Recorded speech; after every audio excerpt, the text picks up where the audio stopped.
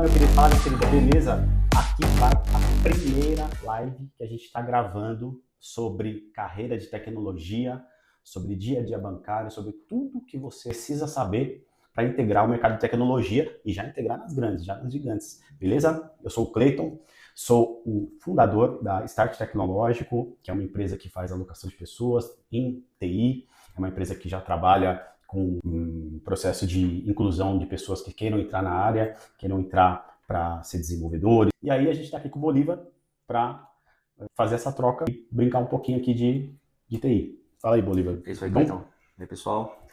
Então, meu nome é Bolívar, eu também sou da área de TI, tenho aproximadamente aí 15 anos de experiência, né, como desenvolvedor de software, e agora nos últimos 6 anos atuando como engenheiro de software dentro do Itaú Unibanco, trabalho junto com o Cleitão lá. E eu também tenho a mentoria na Tech Restart, um bebezinho ainda, coisa de um mês, mas também nosso principal valor é identificar pessoas que têm a dificuldade em estar ganhando bem hoje, independente da carreira que esteja, e trazer para a área de tecnologia, onde que os salários são bons e a opção de carreira também é bem variada e tem muita mão de obra hoje, né? Então, nossa metodologia é essa, né? Trazer pessoas para mudarem de vida mesmo através da área de tecnologia. Bolívar, o cara que está começando hoje, está começando a estudar, pegou uma linguagem, um Java, um Python, está aprendendo um banco de dados, está fazendo um CRUD. Esse cara tem chance numa empresa hoje de entrar ou está muito difícil? Claro que tem, assim, tem chance, esses skills que você falou agora com Python, principalmente Java também, né? Por mais que Java o pessoal já fala que é um pouquinho legado, mas assim, o que eu vejo é diferente, né? Tem muita demanda ainda para Java. Se tem para mainframe, não vai ter para Java, né? Então, tem sim, com certeza tem. Cara, o cara que tá migrando de carreira, o cara hoje ele tá como motorista de aplicativo, mas ele sentiu no coração que quer trabalhar com TI. Esse cara vai conseguir migrar, mesmo depois de uma idade? Ele consegue, com certeza consegue, desde que tenha um passo a passo bem organizado ali, né? Entender o que quer, né? Porque a área de tecnologia ela tem diversas profissões, diversas carreiras, então ele precisa dar uma pesquisada antes, né? Porque senão vai ficar perdido. Mas tem a opção, definir o que quer, colocar uma metodologia que dê certo no dia a dia, porque ele vai ter que trabalhar e estudar para a nova profissão. Então não vai ser uma coisa tão simples de ser feita, né? Então precisa ter muita organização e foco. Mas com certeza consegue sim. Legal, então tô entendendo que aqui o cara consegue, começando do absoluto zero hoje, fazendo um estudo, que você vai falar quanto tempo para mim hoje, a gente vai discutir sobre isso. Perfeito. A live é para esse cara, e aí esse cara quer ter chance lá de trabalhar num grande banco, por exemplo, na área de TI, esse cara está falando que tem chance. Sim. Essa live é para aquele cara que está ali fazendo uma coisa que sentiu que TI é a veia dele, então esse cara também vai ter chance, ele também consegue entrar numa gigante, tá entendendo? E essa live também é para aquela pessoa que está eventualmente já num ambiente de TI, mas quer migrar, quer dar o up na carreira, quer ser promovido. Esse cara aqui também se aplica com o que vai ser falado hoje. Com certeza se aplica. Então essa live tá perfeita, hein? Essa live tá ótima. E a gente vai falar então sobre profissões. Perfeito. Certo? Dia a dia de TI, profissões diversas.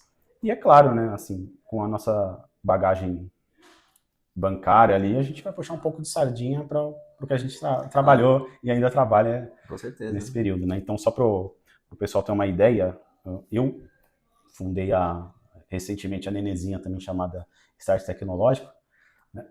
E fazem alguns meses, então assim, já estamos no período do recém-nascido também. Tenho ajudado muitas centenas de pessoas já nesse período, mas eu herdei uma bagagem de, vamos dizer ali, 20 anos de tecnologia. Então, posso dizer que eu tenho dos 18 anos de idade até a data de hoje, então, mais de 20 anos nessa brincadeira, uma bagagem de TI. Trabalhei 14 anos no Itaú, como você bem sabe, as pessoas que estão ali nos assistindo. Antes do Itaú, eu trabalhava numa consultoria indiana gigantesca chamada Tata. Então, assim, trabalhei por 5 anos lá. E antes disso, fui professor de informática.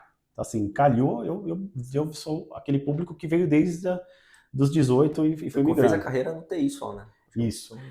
E, assim, tinha tudo para ter uma grande ascendência ali e permanecer no banco, mas por algum motivo de um momento de vida, de carreira, um chamado de Deus, assim, para quem é espiritual acredita. Eu, agora, na data de julho de 25, fiz como um acordo para seguir, de fato, ajudando pessoas que querem integrar, só que agora do lado de fora do banco, por exemplo. Então, eu quero ajudar as pessoas a entrarem, só que aqui do lado de fora. Então, essa é a minha história. Para quem não conhece, a história é um pouquinho da Start. E eu sei que, então, é assim que eu quero ajudar as pessoas hoje. Construir esse legado, fazer esse mutirão, ajudar essas pessoas com essa bagagem. E eu vejo que você é um cara que também quer ser um agente transformador. Com certeza. E o que eu acho legal, e gostaria que você explicasse para a gente também, agora fala um pouquinho dessa sua história, porque parece que você é um pouquinho diferente. Você já não começou lá, vamos dizer assim, 16, 18 anos de idade, já nesse mesmo formato que o meu. Entretanto, você cresceu e prosperou tanto quanto eu, só que de um momento da vida diferente. Você fez a migração de fato. Eu fiz. Então, por isso que eu até fiz essa chamada no começo, porque assim, eu tive uma história, você teve uma... Nós dois crescemos, prosperamos legal, só que você de um jeito diferente. Então fala um pouquinho agora de você, da sua empresa, legal. E essa historinha também aí pra gente. Boa. Então, só um gancho, né? Você falou, né? Que recentemente você saiu do Itaú, de uma vida que você poderia ser mais próximo do que você foi ali. Isso deixa bem claro também que é importante a migração, assim, para qualquer mudança na vida, é a coragem, né? Exato. Assumir o risco ali e ter a fé. Falar, não, vai dar certo, e não ficar olhando para trás. Tomar a decisão e ir sem olhar para trás, que as coisas funcionam, né? Perfeito. Isso é um exemplo muito bom para ser seguido. Legal, pô. Feliz em ser esse agente. Importante. Bom, a minha história, diferente da história do Clayton, né? Eu, com 18 anos, acho que eu nem sabia o que eu queria da minha vida direito, né? Entendi. Por diversos fatores ali. Mas, assim, dos 18 aos 30 anos de idade, basicamente, eu tentei 4 ou 5 profissões diferentes. Poxa. Né? Com 30 anos de idade, eu era técnico de segurança do trabalho. Né? Estudei ali, fiz o curso técnico. O primeiro curso que eu consegui fazer, levar até o fim, por alguns fatores aí. Mas, enfim, com 30 anos eu tinha isso. Eu era técnico de segurança do trabalho e eu já tinha percebido que a carreira era um pouco diferente, assim, né? Porque não tinha tantas oportunidades. Se eu ficasse desempregado, ia ser difícil uma recolocação. E o salário nunca ia passar daquele teto ali em torno de 2 a 3 mil reais, né? Tá. Até para um cara que tinha 15 anos de profissão, era esse o salário. O cara que estava começando, era o mesmo salário. Entendi, né? Entendi. Então, pesquisando, eu vi que a área de TI já era bem diferente, né? Além de você ter uma gama de oportunidades, assim, infinitas, né? Primeira gulgada que eu dei sobre a área de tecnologia, isso em 2009, acho que 2008, não lembro bem a data. Naquela época, para desenvolvedor, tinha mais de 20 mil vagas disponíveis. Né? Só para Java, acho que tinha umas 12 mil vagas. Nossa. Então, aquilo já me chamou a atenção, né? Porque eu falei, é diferente. Uhum. Então, por essa pesquisa e por algumas outras que eu fiz, eu decidi pela área de TI, com 30 anos de idade. O primeiro trabalho foi como suporte, telecomunicações, como terceiro dentro do Itaú já. Né? Legal. Eu voltei para o Itaú depois de um bom tempo, não foi nessa época que eu acabei virando desenvolvedor ali, mas já consegui um trabalho de suporte ali, na área de telecomunicações. Né? Uhum. Aí eu saí dessa empresa, falei, não, o que eu quero mesmo é desenvolvimento de software. Né? Desenvolvimento. Aí eu fui estudei Java hardwaremente ali, né? Como eu tinha sido mandado embora, eu fiz um acordo com a minha esposa de ficar em casa só estudando por 6 meses enquanto eu estava recebendo seguro-desemprego, que dava para pagar o aluguel e sobrar um dinheirinho. Legal, então em 4 meses eu consegui o primeiro trabalho como desenvolvedor. Né? Em quanto tempo? 4 meses?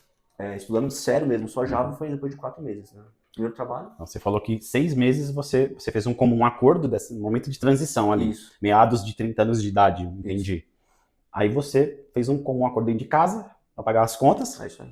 E falou, cara, o que eu quero é me dedicar a isso. É isso, eu me encontrei, é aqui que eu vou seguir. E aí você combinou consigo mesmo e com a sua família 6 meses de estudo. Isso. Então aqui é o primeiro insight que eu pego. Então você está falando assim, com 6 meses, né? Você transformou sua vida. Sim, se dedicando. Ou seja, dá. Dá sim. E o que complementa seus 4 meses, como é que foi? 4 meses, a minha esposa ela trabalhava à noite como técnica de enfermagem. Uhum. Então quando eu estava sozinho em casa era 18 horas de estudo. 18 horas de estudo. Hoje tem até metodologias que eu poderia ter aproveitado bem melhor essas 18 horas, mas com o conhecimento que eu tinha na época foi o que eu fiz e acabou dando certo. Fez acontecer. Sim. Com o que você tinha na época que você tinha. Sim. Esse é o ponto. Sim. E aí quando ela ia para plantão eu passava a madrugada estudando também. Então essa foi a minha vida, basicamente aí pode colocar 18 horas por média de estudo por dia, né? Aí, em 4 meses eu consegui já um primeiro trabalho como desenvolvedor Java. Você, dos 6 meses que você traçou de plano, no quarto mês você teve resultado. Isso. Pô, isso é maravilhoso, né? E ainda com uma tecnologia que falava que era mais complexa pra época, né? Java? Java. Java é complexo, hein, cara? É bem verboso, né? Ele tem o seu jeito particular de ser. Tem o jeitão Java de ser. É bem... Putz, cara, que incrível, assim. Agora eu captei as suas datas, de fato, eu sabia da sua história. E aí, como é que foi depois desse... Então, isso aqui eu tracei a estratégia de não ficar esperando a empresa me promover, igual muitos caras faziam. Você foi um desenvolvedor Java Júnior? Java Júnior. É isso que você conseguiu? É isso aí. Tá Java Júnior, salário inicial 2.000. Dev Java Júnior. 2.000 já. 2.000. Olha só que interessante. Então, Dev Java Júnior, beleza? Sim. 4 meses depois. E ganhando o mesmo que você ganhava há 4 meses atrás, que era o teto da outra profissão. Sim, mais até, né? Porque na consultoria, com 30 anos eu ganhava 1.300, na verdade. Você Não me pagava o teto.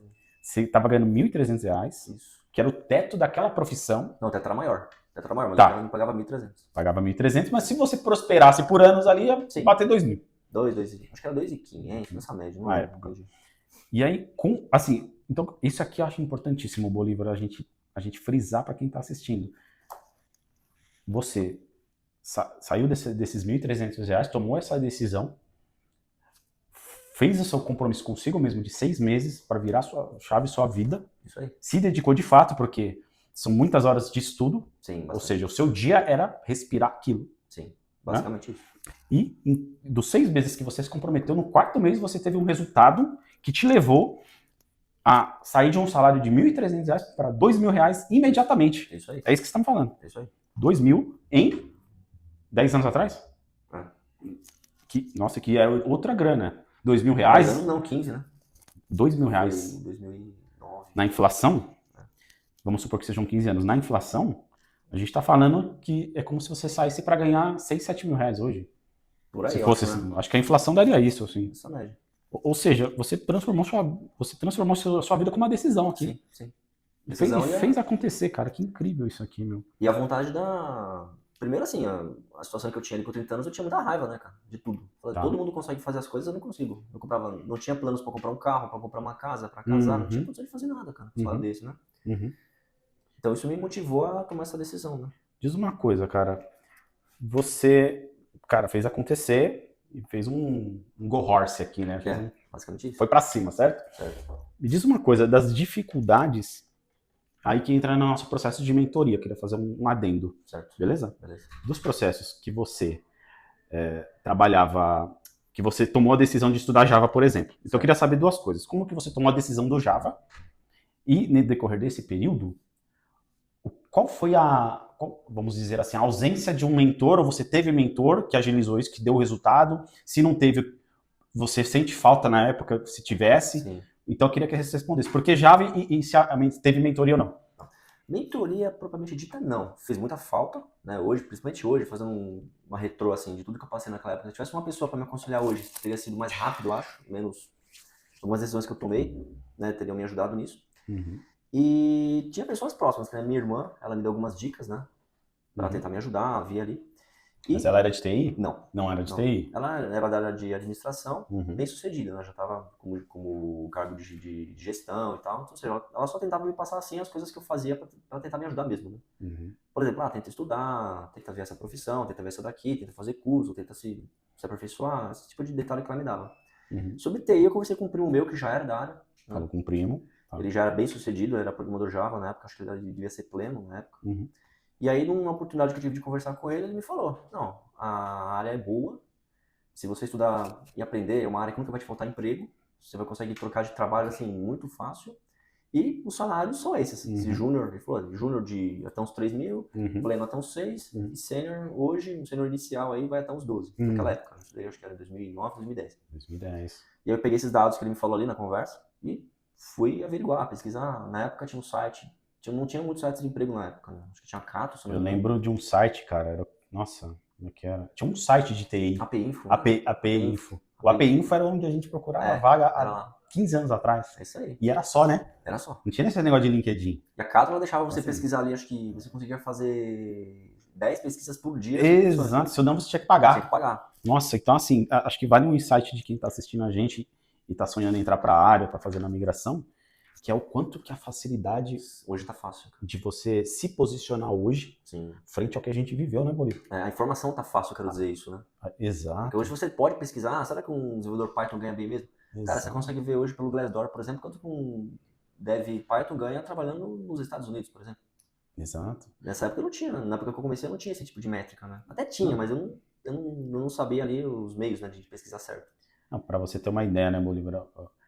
Eu acho que muitas pessoas novinhas não tomam nota, que é o que eu me inscrevia e a gente se inscrevia por e-mail. Por e-mail. Eu mandei e-mail para recrutador do Itaú para ser entrevistado. Sim. Você foi mais difícil do que para mim, hein? Exato, cara. Exato. Cara, quantas vezes eu levantava de manhãzinha de segunda-feira, olhava os recortes de jornal no domingo, passava folha na parte de empregos. Sim. E segunda-feira ia lá na 7 de abril, entregar currículo pessoalmente nas empresas lá, cara. que eu pego de insight aqui, sabe? Sobre a sua história e sobre a nossa história, né? Vamos valorizar porque é incrível, de fato. Com certeza. A gente fazia acontecer com as ferramentas que a gente tinha, com o financeiro que a gente tinha e com as informações e pessoas que a gente tinha, correto? É isso. Ou seja, se o cara quer fazer acontecer, é atemporal. Sim. Correto? Porque se há 15 anos atrás a gente não tinha tanta informação assim, a nossa internet era discada. 56 KB? Era isso? O Não máximo? batia isso, acho, né? Batia para quem pagava mais, cara. Então. Né? E com essas limitações, tinha que negociar a gente fez acontecer, cara. Tinha que negociar com o papai e com a mamãe ali, ó, vou usar. Sim. Quanto tempo? 5 minutos. Agora, 5 minutos. Trava lá, deu 5 minutos, acabou. Agora imagina hoje, cara, com a informação na mão, tá na mão, com mentores de peso que já viveram essa história, Bolívar e eu aqui na história da Start. Imagina quanto que você acelera de processo, né, Bolívar, num processo de mentoria. O mais importante é isso, a pessoa entender, né? Tempo é dinheiro, gente. Isso não é um ditado pra ser bonitinho. Exato. Tempo realmente é dinheiro, porque se você aplica 1 hora do seu dia hoje do jeito certo, você cresce 1% de alguma coisa que você precisa. Faz isso todo dia e 1 ano você cresceu quanto? Nossa, você agora falou um corte aqui para nosso podcast. Tempo é dinheiro. Com certeza. É que assim, parece uma frase by the book, né? Parece uma frase corriqueira de coach.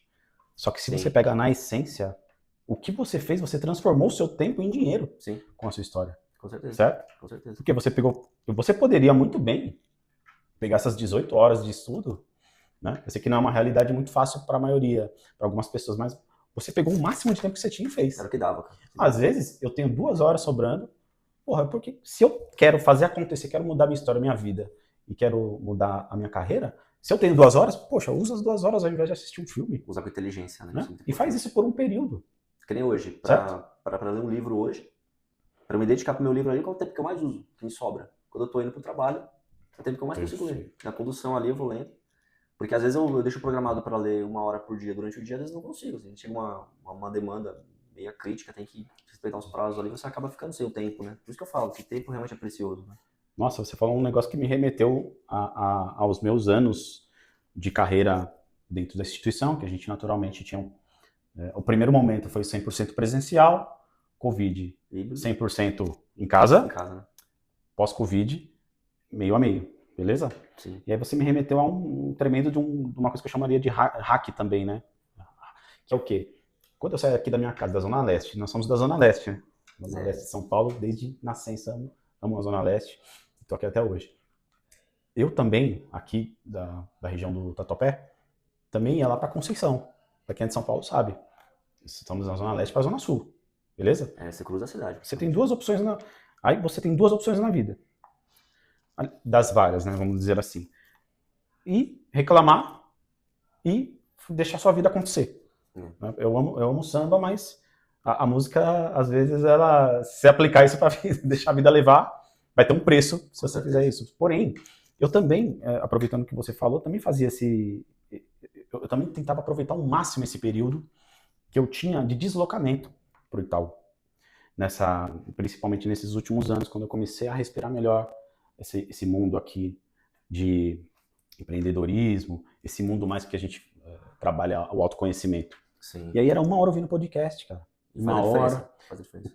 Você tá entendendo que se eu ia segunda e terça, eu já tinha 4 horas de conhecimento que eu poderia jogar fora. Sim. Esse é o ponto, assim, para de gastar energia dando like em Instagram. Uma coisa que não dá resultado. Para de seguir gente que não agrega, cara. Isso aí. Segue gente que agrega. Pega uns podcasts feras, esse podcast aqui que tá nascendo. Com certeza. Já aproveita para seguir, já aproveita para ouvir, se deslocando. Qual que é o custo disso? É só parar pra ouvir. E o ganho? Qual o custo e qual o ganho? Mudar uma vida, né? Cara. Não sei quem tá ouvindo aqui, quanto que tem de salário hoje, a gente não tá aqui pra julgar. Mas pensa que se você virar um desenvolvedor júnior hoje, seu salário inicial, depende da empresa que você entra, uma série de fatores, você pode iniciar com o salário de R$4.500 hoje. Isso. Média de salário no Brasil é R$2.700 hoje. Pro cara que atinge um teto, né? A gente tá falando de 70% da população ou mais. Ou mais. Exato. E eu tô falando de uma função inicial, né? Você coloca ali, depois de que você tiver 6 anos de experiência nessa carreira, você multiplica isso daí por 3. Mais ou menos a média. Nossa. Acho que é um podcast que vai então, ajudar, assim, com certeza. Né? Então, assim, tem que... Né, a gente precisa otimizar o nosso tempo da melhor forma possível. Não estou falando que é para você abrir mão de lazer não, isso não. e de conforto do seu momento, que precisa ter, senão a gente fica doido. Sim, com certeza. Senão a gente fica, né, estressado. Só que assim, não pode ser 100% também a isso, a ver o que não importa. Isso. E quem quer fazer tem que sacrificar um Tem pouco. que ter a mudança, tem que tomar a decisão de fazer a mudança, esse é o ponto. Nossa, só a sua história rendeu muito conhecimento pro pessoal aqui, assim, Bom, tu viu, Bolivão? Com certeza. E a nossa história agregou, tenho certeza. E ainda tem eu parei ali na parte que eu entrei, né? Eu consegui entrar. Exato. A estratégia que eu usei para chegar... Exato. Eu estipulei uma meta de bater um salário em 6 anos. Tá. Eu bati em 3. 6 anos, aí você estabeleceu uma outra meta, vamos dizer assim. De chegar, eu falei assim, não, em 6 anos eu quero estar ganhando 6 mil reais. Tá. Eu comecei com 2. Falei, 6. tá ótimo, né? Uhum. E aí o que eu fiz de estratégia? Eu não fiquei esperando a empresa dar um rumo na minha vida. Eu ficava na empresa, aprendia. Primeiro trabalho, principalmente, aprendi bastante coisa. Quando eu vi que eu já estava ali num nível um pouquinho acima do que eu entrei, eu já começava a procurar outras vagas. Uhum. Então, nesse tipo de estratégia, primeiro trabalho, 2 mil reais, fiquei 11 meses na primeira empresa. Saí dessa primeira para ganhar 3. Uhum. Não seja, só 1.000 reais, mas é 50%. Exato, cara. E aí fiquei nessa outra empresa mais 11 meses, saí já para ganhar 4,5. Já estava bem perto da minha meta, né? 2 anos e meio, 3 anos. Nossa. Ou seja, eu fui aplicando essa estratégia de empresa em empresa, com 4 anos de profissão, meu salário já era 7.500. 4 anos de profissão. 4 anos. 4 anos, 7,5. Nossa. Aí você fala, incrível. Mas você não esperava a empresa? Aí você vem toda aquela questão de paradigma, né? Não, mas a empresa tem que fazer, a empresa tem que me reconhecer. Meu, você tá numa área. Cada vez que eu pesquisava ali, você via 15 mil, 20 mil vagas para desenvolvedor Java. Uhum. Falei, vou esperar a empresa mexer comigo? Não, cara, eu quero o meu objetivo, eu tenho a minha meta. Então, Uhum. sacrifiquei 6 anos de férias. Uhum. Eu fiquei 6 anos sem tirar férias. Entendi, Tem suas consequências. Mas eu cheguei onde eu queria. Entendi. Nossa, incrível isso aqui. Isso aqui você me remeteu a 6 anos sem férias. Sem férias. Período de sacrifício. Sim. Para pagar um preço para ter um retorno no futuro. Olha só que incrível o que você está me falando aqui. E eu queria remeter até esse insight. Já peguei outro insight aqui com você, já estou aprendendo. Poder das metas. Sim. Estabelecer meta, então, é algo que você recomenda. Recomendo com uma certa estratégia. Tomar cuidado com a questão da meta, né? Porque de repente você se projeta na realização da meta, Tá. você olha porque você hoje você acaba se frustrando. Tá. Então você tem que tomar cuidado, aplicar métricas diárias, como talvez a Kumon, Pomodoro, entendeu? Tá. Para te ajudar você a fazer micrometas diárias para chegar na meta principal que você tem como objetivo. Eu diria que, de acordo com o que você está falando, meta é totalmente diferente de devaneio. Isso. Né? Isso. Que é o cara que hoje, que você poderia se estabelecer aqui, por exemplo, ter uma meta de ganhar 100 mil reais. Sim. Só que a meta estava estaria tão distante que você, no decorrer do processo, ia desanimar e provavelmente nem atingiria a primeira meta, né? Então. O primeiro passo. Justamente. Então, assim, o que eu diria? A gente ter metas que elas tenham uma realidade envolvida. Eu acho que sonho é diferente de meta, primeiro. Sim. Sonhar, acho que sim. Acho que a gente tem que sonhar com ganhar 100 mil reais, tem que sonhar em ser milionário e buscar aquilo, só que não colocar como um devaneio. O sonho tem que existir. É isso aí. Agora a meta. Eu não posso estar com R$0 e já pôr uma meta de 1 milhão. Justamente. Eu vou ser milionário, então a minha meta é... Não, o seu sonho. Só a sua meta precisa ter bons passos. E atração, né? Isso. E ela tem que ter pequenas conquistas. Sim. Pequenos... Então, assim, aqui foi perfeito. Por quê? Sua primeira meta foi fazer transição, não foi pensar em salário. Justamente. Salário você mirou o salário, mas não focou no salário. Sim. Porque a minha primeira meta tinha que ser... Eu vi que os salários eram altos para o cara que é sênior, pleno. Assim, salários que eu jamais pensei que eu pudesse ter na minha vida, vindo da área de segurança do trabalho. Falei, então, primeiro eu preciso entrar. Né? Tinha feito um acordo com a minha esposa. Falei, se eu entrar para aprender de graça, eu vou topar. Se alguém aceitar me contratar para eu só aprender, eu vou topar. Que seja por um ano. Ela falou, tudo bem, pode ir. Entendeu? Então esse era o grande desafio, era para eu fazer a migração, que nem você falou. Aí depois que eu entrei, aí sim eu estipulei a meta do salário. Né? Isso é o que eu falo até para os meus mentorados, para centenas de pessoas que eu converso, que vêm do LinkedIn, que é a gente ter esse poder dessa meta factível, né? Sim. Para você ter uma ideia, você, mesmo colocando a meta de ser 6 mil em 6 anos, né? Você atingiu em 4 anos 7.500. Então superou até a expectativa. A meta era aumentar R$1.000 por ano. Só que para minha surpresa, a terceira transição de empresa que eu fiz, eu nem precisei mandar o currículo. Né? Comecei a receber ofertas, né? falei, isso aqui é fantástico, cara. Onde que na profissão que eu tava antes ia acontecer esse tipo de coisa? Nunca. Exato. Eu faço até um paralelo quando eu comento sobre isso, para desmistificar esse lance de, às vezes, do salário, da expectativa alta de já querer fazer acontecer, já querer ser diferente. Que é o quê? Se a gente quer muito participar de uma festinha com nossos amiguinhos lá, né, quando é adolescente, cara, quando você quer aquilo, você quer estar naquela festa, você só quer estar. Você não se preocupa com a roupa que você quer ir, com o jeito que você vai, se você vai pegar ônibus, não, você só quer estar lá dentro. É isso. Você só quer convencer seu pai e sua mãe. Perfeito. Aí, estando lá dentro, você resolve os próximos passos. Aí você pensa, pô, agora eu vou me organizar, agora eu vou pensar, agora eu vou ver quanto dinheiro eu tenho para comprar uma bebidinha. Agora eu tô aqui? Agora eu tô aqui dentro. Então, esse é o paralelo que eu faço muito com quem faz a mentoria comigo, que é, vamos focar em fazer essa virada. É isso. Vamos não aceitar qualquer coisa, mas vamos pro jogo. Entra pra festinha primeiro, depois a gente começa a pleitear, porque é muito mais fácil, na minha opinião, quero saber a sua, de quando a gente tá dentro, para esse salário escalar, na minha opinião, desses 20 anos, eu tive muito sucesso pessoal e vi muitas pessoas prosperando quando estava dentro. Sim. É muito mais fácil. Você concorda? Com certeza. É a mesma coisa. Por exemplo, até hoje, você de repente seja um especialista em engenharia de software. Se por algum motivo você fica sem emprego hoje, possivelmente a chance de você ser contratado para ganhar pelo menos um terço a menos do que você ganha hoje, a chance é de 90%. Você tem uma regressão salarial. Sim. Né? Ou seja, até uma pessoa com experiência, para ela entrar de novo atuar, ela não vai conseguir ter os mesmos ganhos que ela já tinha. Então isso é meio que natural, né? Você conseguir escalar estando dentro da profissão, né? Sim.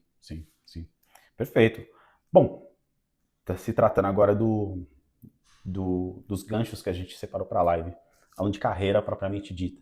Então, essa é a sua história, você chegou aqui hoje você, naturalmente, é praticamente um sênior líder.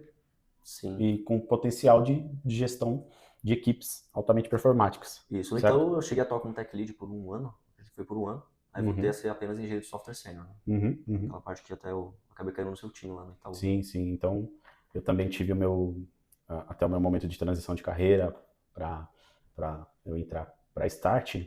Então, eu aproximadamente tive 5 anos de liderança lá dentro. Então, tech lead e liderança. E aí, vamos puxar esse gancho, então, que o pessoal quer saber, e é a nossa proposta por aqui, sobre o dia a dia bancário, as profissões. Então, agora entramos para dentro da seara. Boa. Agora a gente está ali na loja de carro. A gente já entrou para a loja. Só que qual carro vai escolher? E qual cor? Qual é mais fácil de dirigir? Qual é mais difícil? Então, fazendo esse paralelo, e profissão? Qual é a profissão? Como que eu tomo a decisão da profissão? Será que eu sou um desenvolvedor? Será que eu sou um engenheiro? Tem diferença do engenheiro para o desenvolvedor? Será que eu sou DevOps? Mas DevOps também não é engenheiro? Então, acho que essas dúvidas, que acho que muita gente que está começando, ou até para entender o dia a dia de um banco, tem na cabeça. Eu acho que tem muita mística de entender o que representa uma profissão de fato, até para a pessoa escolher. Sim. Então, o que você entende sobre um profissional de TI hoje, em termos de, falando sobre carreira de desenvolvimento? Bom, primeiro a questão da diferença, né? Do desenvolvedor e engenheiro, né? Isso. Tá. Eu vejo assim, a pessoa que está começando hoje, independente do conhecimento, tem pessoas que são fora da curva, que não se encaixam nisso que eu vou falar agora. Mas geralmente quando você opta pela carreira de software, por exemplo, ser desenvolvedor de software, você dificilmente vai começar já como um analista. Tá. Né? Por quê? A análise ela exige um entorno muito maior do que você fazer só o código em si. Porque, por exemplo, você pode trabalhar só como analista tranquilamente. Você fala assim, ó, eu conversei com o time de negócios, o problema é esse, a solução que a gente vai desenhar é essa. Então eu tenho que fazer 3 softwares aqui. Você consegue chegar para um cara que é só dev e falar, ó, faz um software para mim que é isso daqui.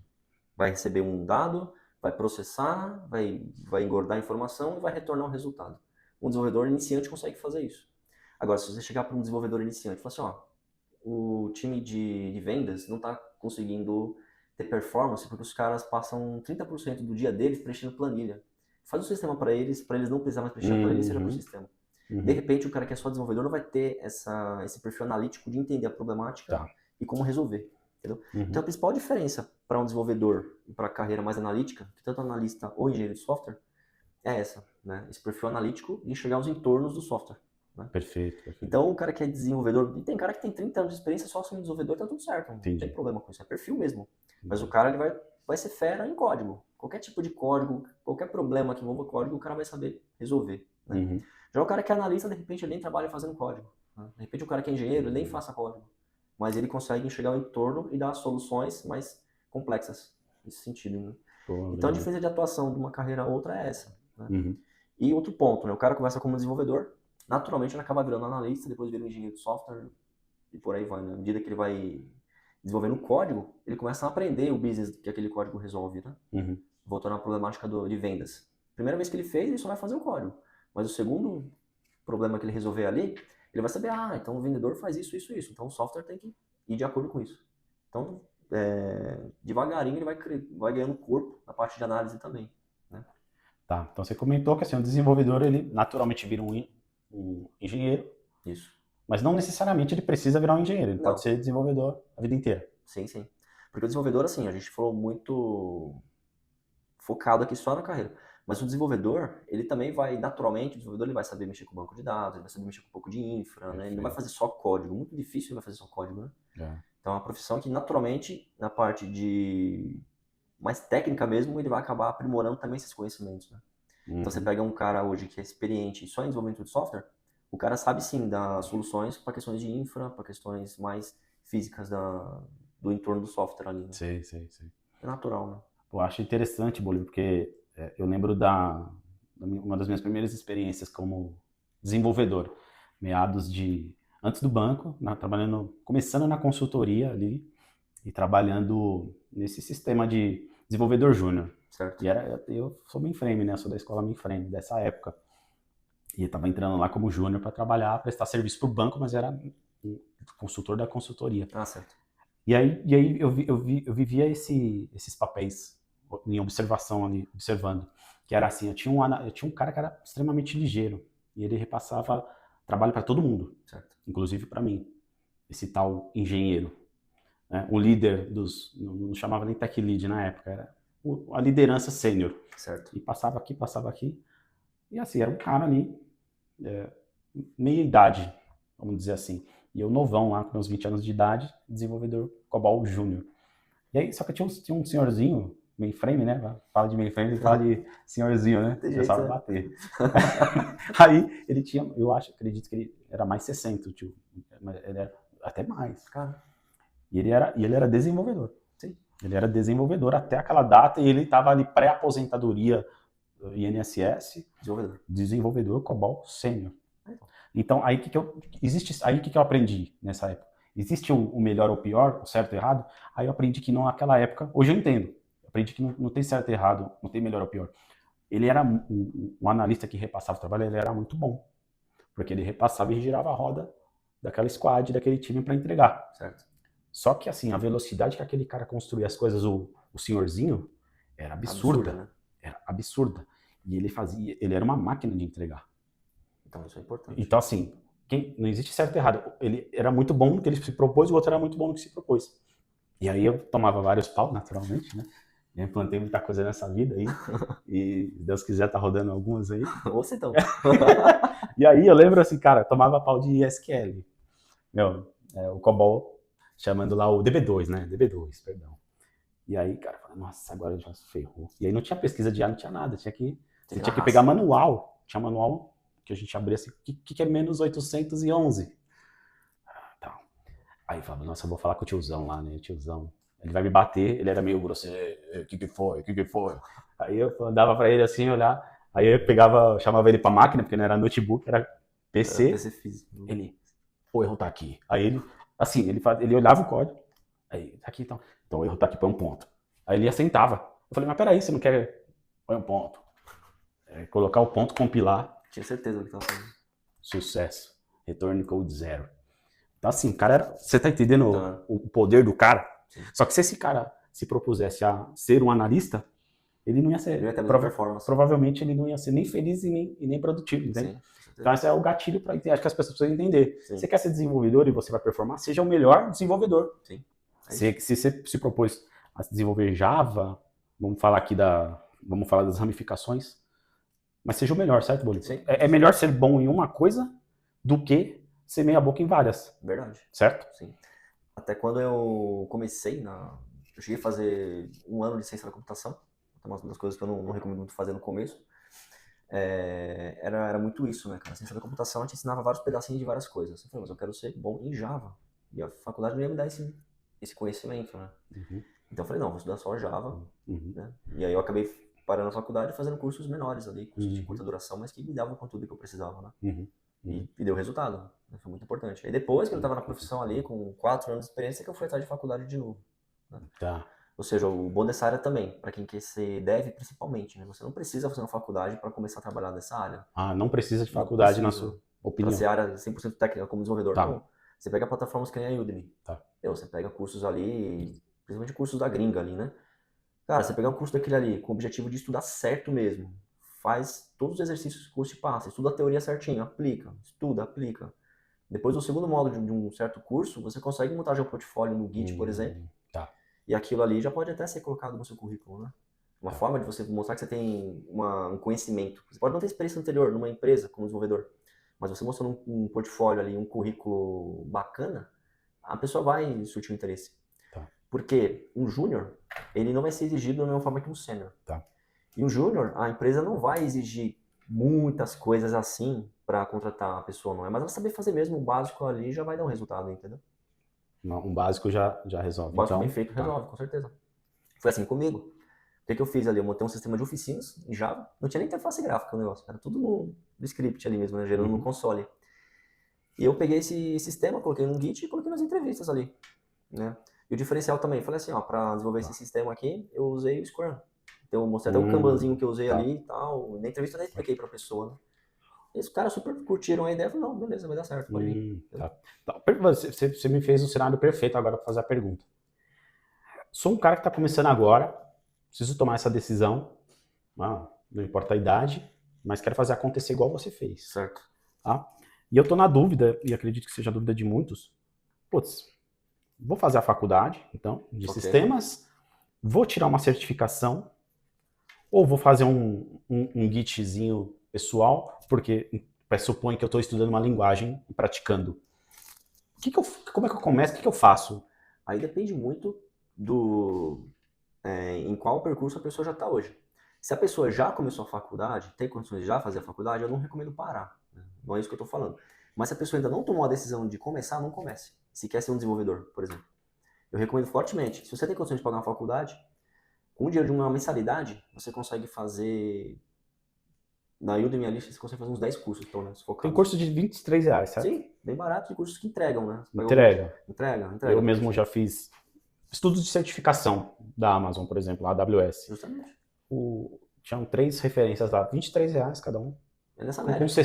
Com R$70 eu estudei uma certificação com R$70. Olha isso, né? Certificação não é pouca coisa. Poxa vida. E aí você pega microcursos assim, geralmente nessa média de preço, R$30 mais ou menos. E tem umas empresas que já são mais fortes na parte de treinamento que oferecem ali a coletânea de cursos. Aí você vai pagar ali uns R$300, mas você vai fazer uns 20 cursos dentro da plataforma da empresa ali, né? Então eu começaria por essa forma, né? Entraria na área de TI, com o curso que está fazendo, montaria um portfólio, no próprio Git, perfeito. Ou de repente comprar um domínio, que um domínio de web é barato, www da vida lá é barato. Hoje em dia é R$12, acho, por ano, para você ter um domínio. Sim. E colocaria o seu currículo nesse domínio, só que aquele currículo em versão web mesmo ali, com a sua foto bem bonita ali, uma página HTML que apresente você e o link para esse seu Git, que é o seu portfólio. Né? Então eu começaria dessa forma, estudando muito forte. Né? A dica aqui é estudar sério, com foco. Só que cursos pequenos da Udemy ou outras plataformas. Tem a Lura também, tem várias aí, né? Hoje em dia tem muita opção. Até na Hotmart também tem bastante curso ali de programação. Sim. Falando de Python, Java, .NET, tem muito curso bom e barato por aí. Então, se eu fosse começar hoje, com toda a experiência que eu tive, eu começaria dessa forma, né? Montaria um portfólio com cursos pequenos, assim, que entregam um valor. Perfeito, nossa, ótimo. Eu queria até um adendo sobre isso, porque é dor de muitas das pessoas que chegam aqui para falar comigo, muitos dos meus mentorados, que é o quê? O cara, baseado nessa pergunta que eu fiz, ele não sabe o que fazer primeiro, ele não sabe por onde começar, ele não sabe o que fazer, estudar, ou ele acaba estudando tudo, ou ele acaba não estudando nada porque acha que é tanta informação que ele se perde. Sim. E aí, se perder, ele desanima. Sim. Então, eu friso a importância do que você falou aí, sobre ter um suporte auxiliador. Com certeza. Porque o que a gente pode economizar de tempo dessas pessoas só com o direcionamento, né? Com certeza. Imagina quanto tempo o cara se perde tomando decisões erradas. É justamente o ponto, por isso que eu falo disso hoje. Hoje eu faria isso por quê? Quando eu comecei, eu não tinha um mentor, não tinha uma pessoa para me orientar. Saí da empresa lá, de técnico de segurança. Já vidrado na área de TI, quero entrar. Primeira coisa, faz faculdade. Fiz a faculdade. Ok, tudo bem, eu fiz faculdade de ciência, eu consegui 2 estágios ali, e o primeiro emprego de suporte que eu consegui foi com essa faculdade de ciência da computação. Mas não era o que eu queria. Eu entrei, foi uma experiência até válida, porque eu chegava na empresa ali e falava, não, eu tive aqui experiência de 2 anos como suporte, isso ajudou um pouquinho, ajudou, sempre ajuda. Mas, olha, esse fluxo, né, 2010 eu tomei a decisão, comecei a fazer a faculdade. Primeiro trabalho como desenvolvedor foi em 2013. Eu tive essa passagem na área de suporte. Se eu tivesse um mentor fazendo uma estratégia certa, eu não precisaria ter dado essa volta de 2 anos ali, né? Exato. E ter gastado 1 ano e meio pagando R$700 por mês numa faculdade de ciência da computação, ainda mais condução, mais transporte, né? Então, com um centésimo desse valor, talvez eu teria tido o mesmo resultado de entrar na área de desenvolvimento de software, só que com menos investimento de tempo e dinheiro. Exato, né? Exato. Então essa é toda a diferença de você fazer a decisão certa e seguir pelo caminho certeiro no começo ali. Foi tentativa e erro pra mim. Deu certo, mas foi tentativa e erro, né? Quanto tempo economizaria disso aí, cara? Então, se eu sou uma pessoa me aconselhando ali, não, eu sou de TI, vem cá, começa por aqui que vai dar certo. Mas aí vem os porquês, né? Mas eu não tenho experiência anterior. Cara, faz o que eu tô falando que eu fiz e deu certo. Fiz assim, eu também não tinha experiência anterior e pra mim deu certo, você também vai dar. Entendeu? Se eu tivesse esse papel me orientando na época, com certeza teria sido um adianto. Nossa, é incrível isso aí, né, Bolívar? Isso é papel principal. Ter pessoas para nos auxiliar, acho que é ter mentores. E aí eu falo, nós mesmos. Eu mesmo tenho pelo menos uns 5 pessoas que me aconselham e me dão mentoria. Não é uma questão assim de achar bonito só porque a gente chegou em algum lugar e tá vendo uma oportunidade. É que realmente é uma economia de tempo absurda. Sim, é muito tempo. 3 anos hoje é muito tempo. Pra mim, 3 anos hoje é muito tempo. Nossa, cara, falar até... Olha, você vê que a gente tem uma quantidade enorme de informações hoje. Sim. Que teoricamente era para ser mais fácil. E na prática não é. Mas acaba aquela avalanche. Isso, esse é o grande mal atual. Sim. Eu chamaria de obesidade. E eu teve um caso recente na Start de um menino que estava há muito tempo tentando ser chamado para entrevistas. Certo. Coisa de muitos meses mesmo, mais de 6. Por quê? Porque justamente, assim, e tudo tinindo, tudo currículo, experiência, bagagem, full stack, front, back. Só que você entrava aí como que é interessante, né? Assim, um cara perfeito, e tinha até experiência passada. E por que aqui na chamada? Porque nessa toada que quando você não tem alguém para dar um conselho, ele colocava absolutamente tudo, o negócio era uma bagunça. No perfil dele? No perfil. Assim, quando você pega um perfil totalmente poluído, nem o recrutador sabe o que você é. Não dá pra saber o que você quer. Você é o quê? Eu tô contratando quem? Um cara faz tudo? Aí você vira o Severino. Sim. Certo? Sim. Aí a importância de ter alguém para te colocar no lugar. Então, com um papo feito com esse cara, aí eu falei, cara, isso aqui não dá pra entender nada. Isso aqui tem que ter foco. O que você é bom? Aí você faz as perguntas certas pro cara. O que você quer? O que você tá buscando de verdade? Não é? Aí, só que o que você faz o cara refletir a pergunta. Não é uma pergunta assim, o que você quer. Não. O que você quer? Responde pensando. Aí começou a falar, ajeitou. Não deu uma semana, cara. Então. Uma semana foi chamado e foi aprovado. Porque ele tinha bagagem, experiência passada, full stack total e era desenvolto. Só que faltava o foco. Foram 20... Aí, o poder de um conselho, o poder de um mentor, o poder de uma palavra, entende? Sim. Esse é o ponto. Quanto que o cara economiza de tempo, energia, esforço e dinheiro. Quanto que ganha depois. E quanto que ganha. Tá entendendo? É incrível isso, né, Bolívar? Com certeza. E eu sofri muito com isso também, cara. Ainda mais eu, que tinha feito migração, tinha passado por 4 carreiras diferentes. Quando eu fui para a área de tecnologia, eu falei, coloca o que no meu currículo? O primeiro currículo era aquela...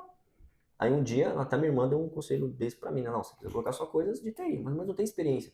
Não tem importância. Coloca coisas que você sabe fazer que você tem relação com o TI. Aí melhorou. Tá. As coisas... Comecei pelo menos para ter olhos me ligavam, né? Já era alguma coisa. Exato, exato. Cara, ó, perfeito. Então a gente construiu uma rota aqui, falando do nosso passado, falando dos nossos aprendizados, erros, acertos, importância de mentoria. Como eu começo do absoluto zero, então já comento aqui, entre um Git bem estruturado, uma facu e uma certificação em linhas gerais, a gente partiria para um portfólio em linhas gerais, com ressalvas. Sim. Agora, vamos lá. Então, entrei, pô, show, decidi, bora pro portfólio. Próximo portãozinho. E aí, o que eu gostaria que você falasse? Front-end, back-end, full stack. Agora, eu sou esse cara, eu sou esse profissional que decidi que quero fazer acontecer, já sei o que eu quero estudar, mas peraí, é melhor eu ser front-end para começar, fazer tela? Melhor eu ir pro back-end já porque dá mais oportunidades? Ou eu sou um full stack e abraço a causa? A minha visão é a seguinte, é a minha visão, né? Não sei se isso é o certo, as pessoas podem pensar diferente. Mas eu penso assim, você não começa full stack. Tá, não tem como. Entendi. Do zero, né? Do zero. Tá. Por quê?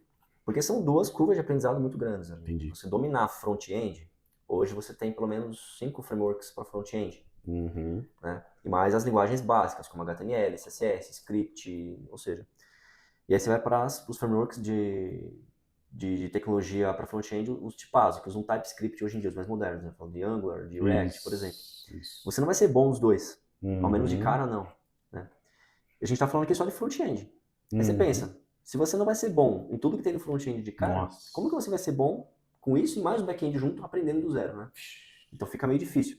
Então a linha que eu falo para a pessoa que está começando hoje do zero, que quer ser full stack, continua com esse desejo de ser full stack. Com certeza uma das carreiras que está mais começando a contratar hoje em dia.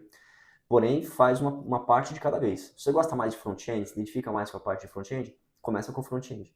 Estuda ali Angular, estuda TypeScript, script, tudo que tem do mundo Angular ali, do mundo front-end, aliás, né? E fica bom nisso e começa a trabalhar com isso. E aí você começa a puxar a parte do back-end também. Começando com tecnologias mais usuais e são mais com uma curva de aprendizado menor. Por exemplo, Python ou Node.js.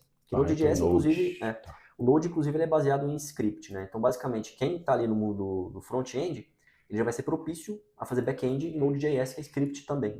Então, ali, de repente, com esse tipo de tecnologia, o cara consiga fazer as duas partes ali. Perfeito. Só que aí, back-end não é só o código, né? Você tem toda a parte de design de APIs, design de serviços, né? Tem um mundo à parte ali, né?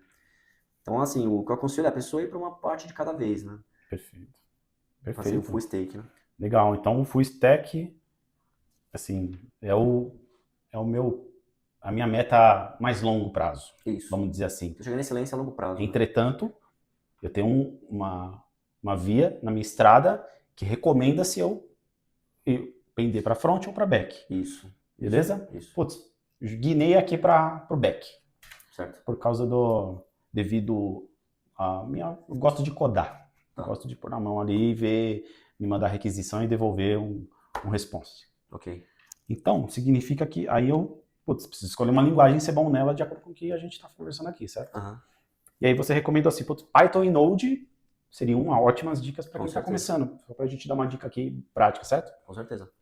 E uma terceira eu colocaria o Golang também. O Go, né? O Go tá muito em alta, certo? Então estão crescendo, né? Go ainda não chegou na maturidade, né? Maturidade assim, de mercado, eu digo, né? Muitas empresas já usam, mas a maioria ainda não. Mas eu acho que em pouco tempo o Go vai estar dominando, né? Acho que o hack aqui é ser bom em algo, né? Sim, sim. Certo? E se for Java, que seja. Mas seja bom. Java, seja bom. O Java, o detalhe que eu dou é o seguinte, o Java, ele é mais verboso, e para quem de repente nunca fez back-end, não conhece código ainda, vai assustar um pouco. Entendi. Porque ele é muito verboso mesmo, assim. Sim. Algo que você faz em 10 linhas de Java, com Node.js, de repente você faz em 2 linhas. Então essa é a diferença, né? E o bom, uma dica geral aqui, né, nessa questão do full stack, eu recomendaria fortemente começar com a linguagem script hoje. Node.js para back-end e a parte de Node também serve para o front-end, né? Então isso daí já seria uma via de mão dupla. Né? Se o cara aprendeu bem aprendido ali a parte de script, então ele vai conseguir fazer alguma coisa de back-end e front-end ao mesmo tempo ali, no começo. Perfeito. Para mim tá claro, dicas riquíssimas. A gente comentou sobre o desenvolvedor, a gente comentou sobre o engenheiro. Eu vejo que tem uma terceira vertente, e talvez tenham muitas mais, que é o DevOps. Então eu gostaria de a gente batesse um papo sobre DevOps. e entender se eu sou engenheiro, eu sou DevOps, se eu sou desenvolvedor, eu sou DevOps, ou eu sou só DevOps, não sou engenheiro. Como que você complementaria o DevOps nessa estrutura? Então, assim, todo mundo acaba fazendo um pouco de infra ali, né? Tanto o Então, cara primeiro que sou... explica, então volta. Então, vamos explicar para quem ainda está um passo atrás do DevOps e infra. Isso, Explicar a estrutura. DevOps é um profissional que ele vai prover infraestruturas, né? Ótimo. Tanto pensando na parte ali de onde a aplicação vai ficar hospedada, seja front-end, seja back-end, seja o banco de dados, parte de redes e tudo mais. Então é o cara que vai arquitetar toda essa parte aí, um profissional só de DevOps mesmo. É Developer Operational, não é isso? A sigla eu não lembro. É, alguma coisa assim, tá? Developer Operational Value, acho que é algo nessa linha mesmo. É. E aí esse cara ele vai ser responsável tanto pela infra, de onde as aplicações vão ser hospedadas, e também prover o caminho desse código que foi feito até ele chegar ali para ser feito o deploy nessa infra que foi criada. Então o DevOps ele provê tanto a infra quanto o caminho, né? No caso as esteiras, a gente fala, né, de CI/CD, para o software poder ser disponibilizado ali na infra que foi criada, né? Então, a profissão de DevOps é uma profissão que vai fazer muita coisa de infraestrutura mesmo, né? Vai mexer muito com Linux, com o Windows também, mas acho que geralmente é Unix ou Linux que tem ali por debaixo das clouds, por exemplo, na AWS, por exemplo, né? Na infra ali. Então, é um profissional que também vai manjar de codificação? Vai, porque tem o Terraform, né? Que é o infraestrutura e as a code, né? Isso. Então, você cria um código, ele mesmo vai codificar mesmo, e quando aquilo rodar, ele sai criando as partes de infraestrutura de acordo com o que você configurou. Então, acaba também tendo um pezinho ali na parte de codificação, né? Focado em infra, mas tem. Eu diria que um profissional engenheiro, naturalmente, tem que ser bom em DevOps. Sim, certo? Conhecer pelo menos, né? O desenvolvedor ele vai passar pela esteira do DevOps. Vai usar, né? Inevitável, ele vai consumir aquilo. Então ele vai ter que ser bom e entender aquela esteira para ele não ser barrado, por exemplo, num teste. Justamente. Para ele não ser barrado num deploy, para ele saber que está dando deploy nas máquinas correspondentes, nas availabilities diferentes. Ele precisa saber isso. Isso, com certeza. Mas o engenheiro precisa de mais insumo, ele precisa ter mais inteligência. O engenheiro de software, você pode fazer até um paralelo como se fosse um engenheiro civil mesmo ali, né? O engenheiro civil ele vai construir uma ponte. Ele sabe que ele vai ter que analisar o solo, ele vai ter que ver o que tem naquele solo, se tem infiltração de água, se vai ter que drenar alguma coisa, se qual é o risco de ter erosão, ou seja, qualquer coisa que possa impactar. Aí ele vai ter que saber o tipo de estrutura que vai criar para aquela ponte, o tipo de ponte, o material, você vai ter que saber de tudo. Depois que a ponte está pronta, não acabou, ele vai ter que fazer a manutenção da ponte, observar se aquela ponte está estável, se ela está com a parte de, não sei qual é o nome técnico disso, mas a ponte, qualquer estrutura física tem a parte de poder mexer ali, né? Sem estourar tudo. Exato. Então o engenheiro civil vai ter que fazer todo esse trabalho. Para o software é a mesma coisa. Você vai ter que, por exemplo, tem um sistema que vai receber 1 milhão de requisições por minuto. Então, qual é o tipo de banco de dados que você vai usar? Ou seja, essa aplicação ela vai fazer persistência em banco de dados? Ou uma aplicação de camada de host apenas? Né? Então, o engenheiro de software vai ter que saber analisar todo esse tipo de coisa. Não, a gente vai usar um banco de dados relacional. Não, vai ter que ser um banco de dados NoSQL porque vai ser muito tráfego de JSON, sei lá. Foi um paralelo. E qual que é o tipo de processamento? Vai ser API REST ou a gente vai usar tudo por Kafka e mensagerias? Então, o engenheiro de software vai ter que fazer tudo isso. E, em cima disso, beleza, vamos criar esses serviços aqui e vamos usar a AWS como cloud. Perfeito. Então, a gente vai ter que criar toda a parte de esteiras também. Perfeito. Então, o cara vai ter que saber acompanhar cada pedaço desse e também saber fazer o software, né? Você vai modelar o banco. E o desenvolvedor é o cara que vai pegar o carro nessa ponte e vai dar 120 e quer passar, né? É isso aí. Ele não está preocupado, né? Isso, com a pavimentação, ele só quer entregar 120 por hora no carro, quer entregar. Chegar na estrada, ele quer chegar na cidade, né? Sim, só que aí como que eu falo assim, né? Que todo mundo acaba tendo uma curva de DevOps. Eu sou só desenvolvedor, não me interessa como que tá a esteira. Vai ter que interessar sim, porque, por exemplo, na esteira tem um step, que vai ter que ter um coverage lá do Sonar, que se seu código não bater 90% de qualidade, o seu build vai falhar e você não vai conseguir implantar. Então ele tem que conhecer cada step do que a esteira faz para poder deixar o código de acordo, né? E com isso ele acaba pegando conhecimento nessas coisas. Perfeito. TAC, faltou o TAC. Cheguei na gestão de mudança, não tem o TAC feito, não rodou o teste de TAC.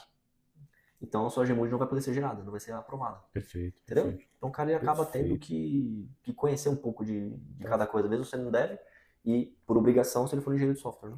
Ótimo, Bolívar. Perfeito. Cara, entendi. Já tô com meu portfólio montado aqui. Tô começando, tô com meu portfólio montado. Já tô pegando a minha linguagenzinha aqui, meu Java, acho que eu sou do desafio, que era mais difícil. Né? já sou um back-end mirando full stack lá na frente, show. Perfeito. Já entendi que eu tenho meus estudos de DevOps, porque é inerente ao engenheiro ou desenvolvedor. É importante.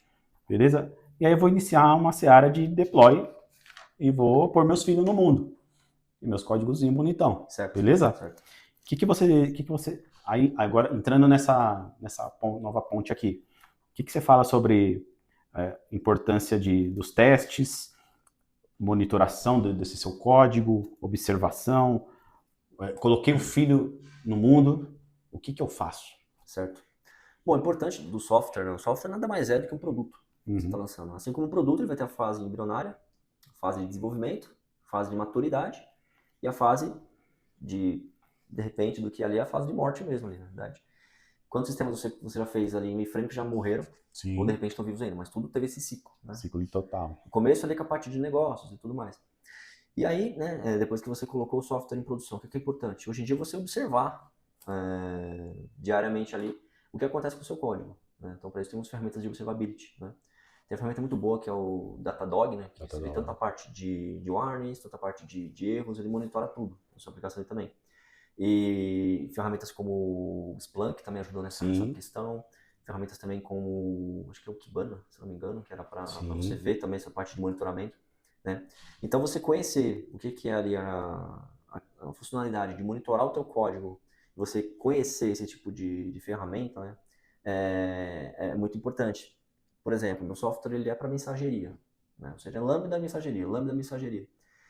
Você tem que ver a saúde. Se você não for usar a AWS, por exemplo, você vai usar de repente um Kafka, você de repente tem que usar uma ferramenta para ver como que está o tráfego de mensagens no seu Kafka. Mas tem uma ferramenta para isso. No caso ali é o Grafana. Perfeito. O Grafana ele monitora a saúde do seu tópico. Também fala assim, ó, entrou tantas mensagens foram processadas, tantas mensagens deram erro, tantas vão ter que ser reprocessadas, entendeu? Então, essa é a vida da parte da engenharia. Essa visão que eu falei aqui é basicamente a visão final depois que você entregou o software. Você acompanhar dia a dia e começar a pegar as métricas e falar, bom, esse ponto aqui está sempre com gargalo. Sempre que esse serviço chama esse, tem uma ponte de lentidão aqui. O que a gente faz para resolver? Aí senta, faz desenho com arquitetura e resolve esse problema. Né? Então, o que tem que ser feito depois do software estar em produção é mais ou menos esse tipo de trabalho, manutenção, ver os pontos de problemas que aparecem, exceto bugs, né? Bug tem que resolver de pronto. O cliente está clicando no botão de salvar a planilha de vendas, não está salvando, não está atualizando. Você tem que analisar o código para ontem e entregar a solução desse bug, né? Outra parte é essa daí também. Você tem time de run, geralmente que faz isso, né? Time que entrega coisas novas e o time que dá manutenção em coisas que já estão em produção. Né? Então esse é o que acontece com o software depois que ele entra em produção. Você tem que ter toda essa monitoração e a manutenção em cima. Né? Bacana. E quando a manutenção começa a ficar muito cara, muito custosa, a tendência desse software morrer é muito grande. Perfeito. A gente estava fazendo até uma reflexão num bate-papo dessa semana, inclusive, fazendo algumas simulações de entrevista, inclusive. Ah, né? legal. Colocando o pessoal para deixando eles em choque, maus lençóis, né? E falando aí, uma pergunta até pra gente responder aqui, um desafio pessoal, né? Assim, cara, você colocou o seu filho no mundo, você colocou o seu código em produção, deu o seu deploy, talvez não tenha se preocupado tanto com uma boa observação, monitoração, ou não fez um processo de implementação daquelas que você vai subindo gradativamente, usando um kernel de deploy, aquelas estruturas de blue-green, não fez nada disso, pôs o filho no mundo, mas te ligam 3 horas da manhã porque o seu código tá quebrado. Delícia. Já passou por isso, Oliver? Passei algumas vezes aí, algumas várias. Eu fazia isso, no primeiro trampo eu fazia isso. Não, mas e quando você não faz isso, te ligam aí, é porque o negócio apertou mesmo. Apertou. Porque você é o dono. Sim. Então, o que a gente refletiu sobre? Acho que o primeiro insight é buscar o rollback. Sim. Essa foi uma reflexão que eu fiz e eu entendo como fundamental nessa brincadeira toda. Acho que o primeiro processo é você já, além de olhar todos os logs de monitoração, você entender o time to market que você vai ter que voltar a operar aquele processo. Isso. Só que para voltar a operar aquele processo o quanto antes, eu tenho que voltar a versão, na medida do possível, para depois analisar. Depende do estrago que causou em produção, é rollback na hora, né? Exato. E aí o segundo passo, se eu der um impacto negativo, eu vou ter que voltar fazendo updates, uploads, coisas para acertar toda a cagada e ver se aquilo não vai impactar lá no horário comercial. Perfeito. E depois observar logs, os logs que você devia ter feito previamente, os monitoramentos, se a máquina bateu um 100% de CPU e você não percebeu, e aí você faz um processo de ajuste só depois, né? Sim. O que você pensa sobre isso? Faz sentido? Eu concordo com a Mariana. Boa, mas com tudo que você falou, eu acho. Tá. Concordo, né? Essa questão do rollback é muito importante mesmo, né? E que nem você falou, às vezes só o rollback não funciona. Que se a base já foi imputada com sujeira em produção, não deixa de ser rollback, mas você tem que fazer o update de todos os seus dados em banco, que é mais trabalhoso ainda. Então, de repente, do sistema que você vai fazer a implantação, tudo isso tem que estar específico na Gmood de implantação que você faz, na Gmood é a gestão de mudança no caso. Perfeito, sim. Então, geralmente, você tem ali até o hash da versão anterior do Git, que você vai usar para fazer esse rollback.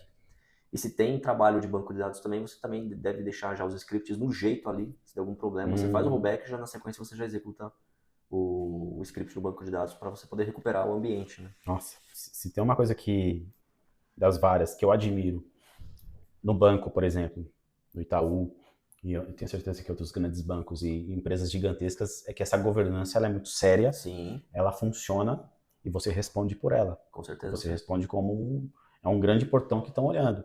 E realmente, você falando, você tem todo isso é riquíssimo, né? Porque você implementa algo já com plano de retorno na mão. Sim. Você não cria um plano de retorno às 3 horas da manhã. Você pensa nesse plano no dia que você... No dia não. Tempos antes de implementar, inclusive. Sim. Porque se der algum pau, aquele plano tem que ser executado e tem que ser efetivado conforme você escreveu. Sim. Certo? Sim. Isso eu acho muito legal, porque funciona, já usei várias vezes. Algumas poucas vezes fugiu do proposto, mas a maior parte funcionou. Sim. E por vezes também negligenciei o plano de retorno e fui cobrado por isso também. Sim. Porque não fiz um plano, eu só, sabe, o famoso Ctrl-C, Ctrl-V do plano de retorno, também já fiz bastante. Eu também, quem nunca fez, né? Então, assim, também já paguei por isso. Sim, é importante, né, cara? Legal. Mas assim, né, a importância de você trabalhar numa empresa muito bem estruturada como o Itaú, no caso, né, cara? Quando eu entrei no Itaú em 2020, cara, eu trabalhava muito em consultoria, muita empresa pequena, trabalhei muito em empresa pequena antes de entrar no Itaú, né? Cara, a governança de dados não existia. Sim. A gente fazia a parte de banco de dados ali, cara, não tinha a questão de você fazer toda a questão da estrutura, passar por um empty storm ali para defender junto com o time de dados, a importância daqueles dados, se a tabela vai aguentar. Lá, nas empresas pequenas, você fazia o código, esqueci o nome do framework, mas você imputava dentro da própria package do projeto ali o script, e quando o projeto ia para produção, a própria esteira pegava aquele script e executava em prod, ou seja, a própria aplicação criava a parte do banco de dados, cara. Olha o risco disso. Totalmente sem governança. Não tinha governança de dados, tinha aquela mesclança de... Você pegava, de repente, ali um modelo, uma classe que representa um business, por exemplo, um domínio, né, que a gente fala muito, replicado em mais de 30 endpoints diferentes do projeto. Você pegar o mesmo endpoint, assim, numa camada REST, por exemplo, a mesma URL mudando só o final do parâmetro ali, ou seja, você tinha mesmo o domínio replicado por 30 vezes ali no seu código, uma redundância absurda, né? Então, você trabalhar numa empresa que é bem organizada, numa empresa grande, faz você virar um profissional de verdade mesmo. Sim. Até esses pontos negativos que você tem no seu perfil, você tem que ajustar para poder se adequar, senão você não trabalha, cara. Exato. A mudança de paradigma, quando eu entrei no Itaú, pra mim foi um absurdo, assim, cara. Eu tava acostumado a fazer as coisas de um jeito, e quando eu comecei ali, teve um dia eu falei, caramba, será que eu realmente sei fazer o que eu fazia, né? Exato. Mas é aquela questão de aperfeiçoamento, né? Saber eu sabia, mas sem o aperfeiçoamento que a empresa exige, né? É, perfeito. Então, a curva de aprendizado também sempre faz parte. Né? Nossa, perfeito. Eu acho que ficou claro para mim, monitoramento, observação, importância, os testes, tudo. E eu queria fazer um adendo também. Eu sei que dentro da estrutura bancária e dentro de muitas empresas sérias e altamente produtivas, elas trabalham com ágil, elas trabalham com Scrum, com metodologia. Eu me lembro que lá atrás, quando eu comecei, não era uma fortaleza. O Scrum ele veio no meio da minha carreira. A gente trabalhava, a gente trabalhava com cascata, PMP, ou seja, você tinha que prever todo o projeto no começo e entregar ele inteiro no final. Insano. Você parar pra pensar. Já mudou no caminho. Já viu que não funcionava porque ele já no caminho já mudou. Aí veio o Scrum roubou a cena.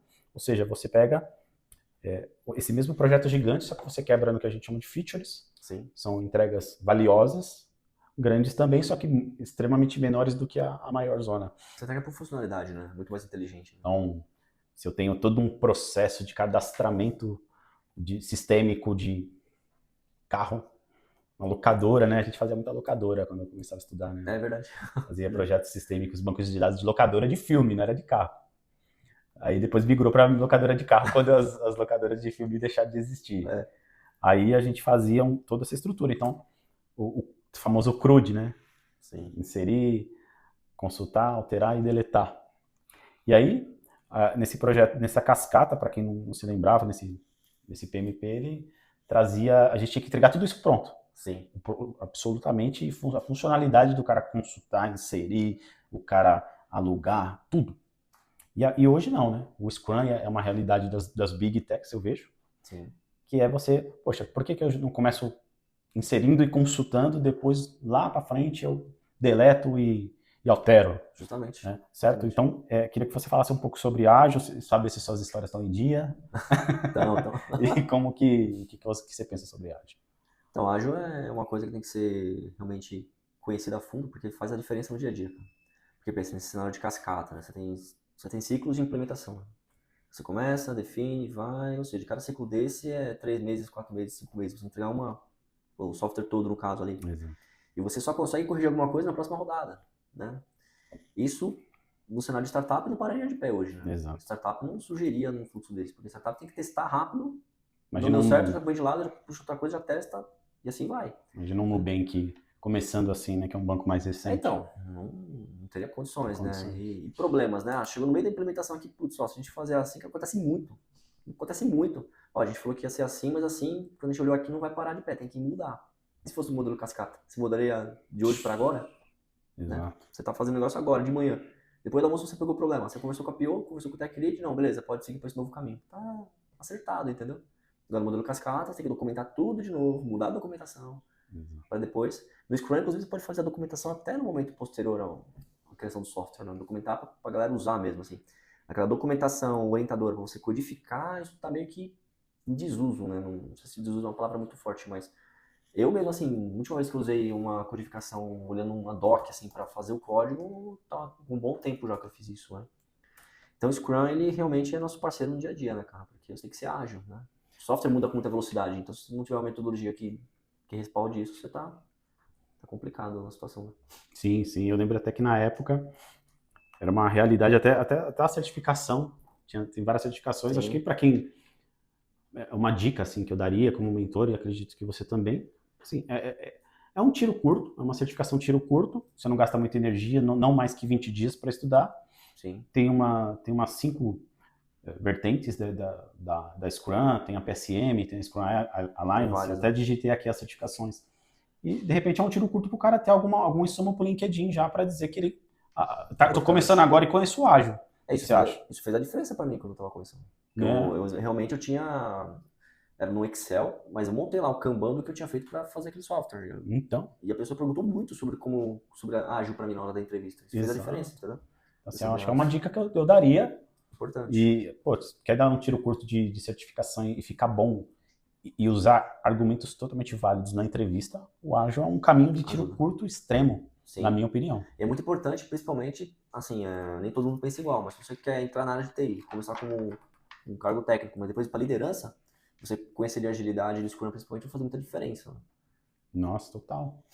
E falando das gigantes. Sim. Falando de coisas gigantes, de empresas gigantes, certo? Sim, sim. Perfeito. Acho que ágil é o mal, não é o mal necessário porque é bom, né? Assim, é necessário o DevOps, o engenheiro, o desenvolvedor, a pessoa de negócio, o diretor, todo mundo todos estamos inseridos no guarda-chuva ágil, no final das contas, certo? Então você lembra. E aí tem as cerimônias, né? Você tem a demo, a retro, a gente faz a PDCA também. Uhum. Perfeito. Tem a planning. Fora daily, riquíssima. Sim. Aí você chega na planning e fala, isso aqui vai poder fazer, isso aqui não vai. Isso vai, isso não vai. Cara, olha a visão que você tem do todo já ali. Longo prazo não, né? Pelo menos um sprint curto ali. Você tem visão do que você pode entregar ou não. Não, perfeito. A visão do projeto e do custo, né? De repente, o diretor está esperando a funcionalidade. Você já na hora da planning, você fala, não, isso daqui a gente não vai conseguir priorizar agora porque não temos capacity para isso. Sim. Isso já some. Sim. Na mesma hora o cara já sabe que não vai ter. Se for brigar, já briga ali, né? É melhor ele saber um mês antes que não vai receber do que chegar no dia e falar que não recebeu. Né? Então o Scrum ajuda muito nisso. Não, perfeito. Acho que fechamos com chave de ouro esse conceito do Scrum aqui, né? Sim. É necessário, tiro curto, oportunidade e faz diferença se falar sobre num processo seletivo e num currículo e num LinkedIn. Com certeza. Bom, deixei o polêmico por último, tá, Bolívar? Ixi. Tema polêmico agora, cara. Tema polêmico. Agora nós vai lavar a roupa suja, hein? Seguinte, pra gente fechar com o profissional completo aqui, o iniciante que vai saber tudo. Certo. Pelo menos ele tem todo o panorama e com detalhes, igual a gente tá fazendo. Com certeza. Todo o panorama, só que entrando pra dentro. Nós vamos entrar pra dentro agora da parte mais, não chamo de delicada, mas a parte que envolve mais jogo de cintura, a parte que envolve mais tato e determina muito o sucesso do profissional ou o insucesso do profissional, que é a nossa conexão entre áreas, certo. TI versus negócio. Aí eu já falei versus, já criei uma rivalidade, né? Então eu vou mudar essa frase, tá? TI e negócios. Isso. Eu já passei por muitos momentos de carreira em que, por muitos cenários diferentes, quando envolvia, assim, sempre houve TI e negócios. Sim. TI nunca existiu sem negócio, porque senão não existiriam projetos para serem desenvolvidos. Óbvio. Beleza? Sim. E negócios, sem tecnologia para alavancar, é primitivo. Primitivo. Assim, pode existir, mas você vai vender em escala para quem? Ou seja, não vende. Hoje vivemos essa realidade. Sim. De que ambos, e sempre foi assim, ambos precisam coexistir. E eu vivi vários momentos, então, nesse período de 20 anos de carreira, principalmente em projetos de software, em que, ora, era uma comunicação muito fluida e funcionava, existia uma harmonia, e, ora, em outras squads, outros momentos, nesses 20 anos, era um caos. Era um brigando com o outro. Sim. Era TI, era negócios demandando coisas, e aí é o mais comum, né? Negócio demanda pro Bolívar e a sua squad construir. Termina todo o combinado, 3 dias depois, encaixa esse daqui, que é o Jaque, né? Não existe o Jaque, conhecemos o Jaque, a Jaque. Essa eu não lembro. Já que você tá fazendo isso, já que você tá fazendo esse projeto, por que você não, né? É o Jaque, tinha muito Jaques. Justamente. Passei por muito disso, e aí quando você começava a fazer muitas travas, vinha conflito. Porque a gente sabe a complexidade de um projeto de software, e se você começa a colocar variáveis novas ali, aquele combinado de data já foi embora. Outro, né? E aí você gerar aí épocas em que se escalava para o diretor, né? Aí o negócio escala, porque virou tempestivo, aí você encaixa aquilo e começa aquela salada. Só que a gente está falando de 2 projetos, só que são 8 projetos e ele quer colocar mais 8. Então, assim, imagina, multiplica esse caos. Sim. Então, eu gostaria de falar um pouco sobre esse assunto de como que um analista desses aqui que a gente está criando esse cenário, estou começando agora, já entendi todos os caminhos, já entendi a linguagem que eu estou, já sou um back-end, eu quero ser um engenheiro, e eu quero ser um cara que lida bem com todas as áreas. Sim. Com negócios, com meus parceiros de tecnologia. Como é que você vê que está hoje essa harmonia entre TI e negócios? Eu acho que depende muito do time que você está. Até no cenário de hoje, dentro da mesma empresa, tem times que estão muito bem nessa parte, já tem outros times que têm mais dificuldade. Né? E o importante é, né, para quem está começando, sempre pergunta 3 vezes antes de fazer uma. Né? Isso é importante. Mas vamos fazer você é um chatão para perguntar lá? Sim, você vai.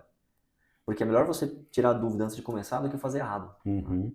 E às vezes acontece, né? Por mais que você esteja fazendo certo, de acordo com o que foi acordado, as coisas mudam, né? E esse mudar, não acha que é porque você fez errado. Né? Às vezes a pessoa fica nervosa ali, né? Eu já fiz, acho que tá ruim. Não é, porque de repente, depois que o software tá pronto ali, que a funcionalidade é entregue, o PM ali, que é o Product Manager, que ele é o dono do produto, ele que precisa daquilo funcionando, quando ele fez no papel, ele tava com uma visão. Depois que ele viu o negócio funcionar, ele viu que era diferente do que ele imaginava e faltou alguma coisa, ou veio alguma coisa a mais. Então a grande dica é, né? Sempre conversa muito, né? Se você tá numa squad que tem o papel de PM ali, conversa muito com esse profissional ali, né? Porque é ele que sabe o que tem que ser entregue ou não. Primeira dica é essa, né? Porque se você que tá fazendo o código-fonte ali, e outra parte técnica do software, se você tem harmonia com a pessoa que precisa ali do software entregue, as coisas caminham, né? É mais fácil você negociar um prazo, é mais fácil você, de repente, falar, putz, eu falei que ia fazer em 3 dias, vou ter que fazer em 6. Se você tem uma relação boa com a PM, ela fala, não, putz, é ruim entregar em 6, mas tudo bem, vê o que você consegue fazer, mas tá tudo certo. Do que, de repente, você chegar com uma pessoa e falar, não, não consigo entregar para amanhã, mas é para amanhã e não tem discussão, entendeu? Você falou algo incrível aqui, Bolívar. Ele me remeteu a muitos cenários no decorrer desses 20 anos aqui. Um cara promete em 3 dias, num cenário esporádico. E ao invés do cara falar, então eu já passei por esses cenários todos. Ao invés do cara falar que vai atrasar, ele espera chegar no terceiro dia, final das 17 horas, para dizer que não entregou. Então. Putz, quanto que ele ia economizar de expectativa, de projeto e de todos os ganhos implícitos do projeto se ele chegasse antecipadamente no primeiro dia, segundo dia, dizendo que vai entregar em 6. Que a chance de obter o sucesso, de você ser um profissional mais completo, é você se antecipar ao risco. Sim. Então o que o cara perdia aqui, ao meu ver, aqui era que assim, você era um péssimo gestor de risco. Se você não sabe gerir riscos, você não é um bom profissional, certo? Sim, com certeza. E a transparência fala alto nessas horas, né? Porque se você tem uma relação de transparência com a pessoa dos projetos que você entrega, às vezes você já cria a expectativa da pessoa, que a pessoa sabe que tal demanda, de repente, realmente não fica pronto no prazo, ou de problema, e se der um bloco no meio do caminho, você fala, não vou conseguir entregar sem isso daqui antes, né? Aí tem toda aquela cascata de informações, né? Tá, mas se tem bloco, por que a gente não analisou isso antes? Ou esse bloco foi repentino? Exato. Entendeu? Mas são todas situações que o pessoal fala muito alto nisso, né? Digo assim, o comportamento pessoal, né? O relacionamento que você tem com as pessoas tem que ser sempre o melhor possível, né? Principalmente com as pessoas que mandam no produto, né? O software ali, que no caso a PM é a primeira delas. Acima da PM tem outros papéis, como gestor, diretor e assim vai. Mas ela é a linha de frente. O que ela vê ali é o que ela vai repassar para o resto do time dela, né? Então é sempre bom ter o relacionamento bom ali, né? Exato. Eu chamaria isso de âncora de carreira, né? Assim, que tipo de âncora você quer carregar, que as pessoas falem o seu nome e lembrem de você por aquilo. Se você for um cara que constantemente promete algo em 5 dias e chega no 5º dia atrasa, você vai criar uma âncora de atrasado e um cara que não entrega no prazo. Sim. É natural. Sim. Eu vivi muito isso e é assim que é uma realidade. E aí a pessoa acha que ela fazendo isso, ela vai desagradar o PM. Então. Só que ao contrário, o PM quer essa informação antecipadamente para ele não se indispor com os diretores. Exato. Para ele remanejar a rota e avisar quem precisa avisar. Porque tem um cliente esperando no 5º dia, que se ele fosse avisado no 2º, ele também ia ficar, beleza, na medida do possível das datas muro, né? Sim, Só que ninguém vai implementar em 5 só porque vai falar que vai entregar em 5. Esse é o ponto. Justamente. Eu sempre lembro de um professor de Scrum que eu fiz um curso, nem lembro onde, se foi Maurício Nietzsche da Lura, não lembro. Que falou que o Scrum é mais ou menos isso. Imagina que você é um cliente, encomendou uma festa de buffet para sua filha, ou seu filho, ou seja, uma festa lá, e tá tudo certo, você comprou, você pagou, você tá esperando. Aí você pega no dia da festa, se produz, chega todo o pessoal lá no buffet, na hora que você chega lá, o buffet tá fechado, aí o cara chega e fala, a gente não conseguiu fazer, a gente não conseguiu encomendar as comidas em tempo, ou a equipe de animação não chegou, ou sei lá, pegou fogo no lugar aqui e a gente não vai conseguir te dar a sua festa. Você vai deixar pra avisar o cliente na hora que ele chegar na porta? Nossa. Né? Então, pensa no mesmo cenário. É o mesmo cenário. Qual que seria a sua reação como cliente numa situação dessa? A reação da sua PM talvez seja a mesma. Né? Então, a proatividade tem que falar alto também, né? Você tem que ver que o que você está entregando ali é importante. Né? Então, se você vai ter algum problema, mas se eu falar que eu não estou conseguindo fazer isso, vão achar que eu não sei programar. Ninguém sabe tudo. Exato. E é mais comum do que vocês imaginam. Você está com alguma dúvida no código, você consulta um amigo do lado ali para te ajudar em alguma coisa. Não tem problema isso. Né? Perfeito. Acho que essa história é incrível. Você tem uma coisa que me marcou da época da faculdade, cara. A faculdade. Você tem uma ideia que é muito parecida com essa história. Eu tinha um amigo e ele já era um cara bem próspero, inteligentíssimo, e ele entregava tudo certinho no prazo. E aí o professor falava por várias vezes, dava o desafio do trabalho, dava os desafios para a gente fazer a entrega, e explicava o desafio, o trabalho para a gente realizar no tempo proposto. E aí, cara, terminava a explicação toda do professor, o professor falava, putz, eu explico de novo se precisar e tal, ninguém não levantava a mão, eu principalmente, né? Sei lá, sempre era mais reservado, fechado. Aí chegava, aí a gente fazia a pergunta pra quem? Pra esse cara que era mais inteligente, né? Falava, pô, aí tal, eu não entendi, assim, você pode explicar? Ele falou, cara, assim, explico tudo certo, mas assim, não precisa ter medo de perguntar, não precisa ter medo de falar que não entendeu. É melhor, aí ele falou uma frase que eu nunca esqueci, é melhor ser burro uma vez. É melhor você ser burro uma vez perguntando do que ser burro a vida inteira sem perguntar. Sem saber. Falei, cara, putz, então pergunte, cara. Pergunta, não tenha medo. Não vai te Sim. fazer menos inteligente, na verdade. Na verdade, é o inverso, né? Você tá aprendendo. Aquilo ali. Exato. É muito engraçado, assim. Isso eu nunca esqueci de fato. Achei muito interessante. Já faz toda a E diferença você perguntar sempre. Então, ninguém sabe tudo, né? não, nada. Então, assim, é um desafio. E você vê alguma. Você vê. Você vê uma harmonia hoje maior, então, frente ao passado? Sim. Principalmente no time que eu atuo hoje, no time que você fazia parte, inclusive. Sim, Time show de legal. bola Era ali. bem legal mesmo. A relação é muito boa, pessoal muito, muito bacana, pessoal muito bom também tecnicamente ali. Tanto do lado de negócios quanto do lado técnico ali. E tem problema, cara. Acho que não tem problema. Você lembra? Nosso escopo é reduzido. Exato. Mesmo assim, no PDCA, nossa squad apareceu como a melhor squad da inteira, né? Exato. Entendeu? Então a gente sempre tem isso. A gente sempre conversa muito um com o outro, né? Eu lembro que assim, não, e aprendi assim que não tem muito a ver com a quantidade de coisas que você entrega a maior parte do tempo. Porque a gente performava num determinado momento com 4 pessoas, né? Só que nós estamos falando de uma grandeza de banco. E outras squads performavam com 12.